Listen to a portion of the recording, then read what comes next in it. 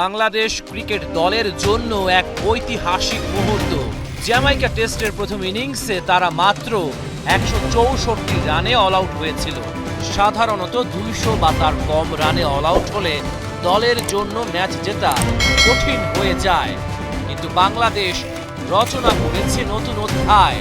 Test ক্রিকেটে এই প্রথমবার প্রথম ইনিংসে ২০০ বা তার কম রানে অল আউট হয়েও টাইগারদের জয়। দলের স্পিরিট এবং দৃঢ় মনোভাবই এই অসাধারণ জয় এনে দিয়েছে।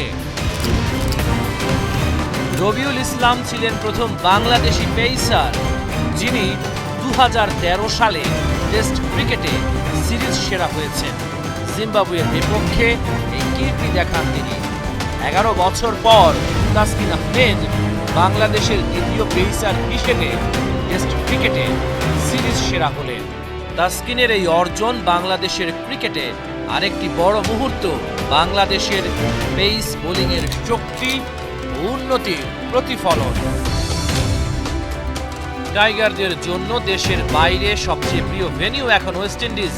ক্যারিবিয়ান দ্বীপপুঞ্জে এখন পর্যন্ত বাংলাদেশের টেস্ট জয় সংখ্যা ৩টি, যা তাদের জন্য সর্বোচ্চ। এছাড়া পাকিস্তান এবং জিম্বাবুয়েতে বাংলাদেশ ২টি করে টেস্ট জয় পেয়েছে। বাংলাদেশ দলের হয়ে দেশের বাইরে টেস্টের চতুর্থ ইনিংসে সেরা বোলিং এখন তাইজুল ইসলামের। তিনি জ্যামাইকায় ৫০ রানে ৫ উইকেট পেয়েছেন, যা একটা দারুণ অর্জন।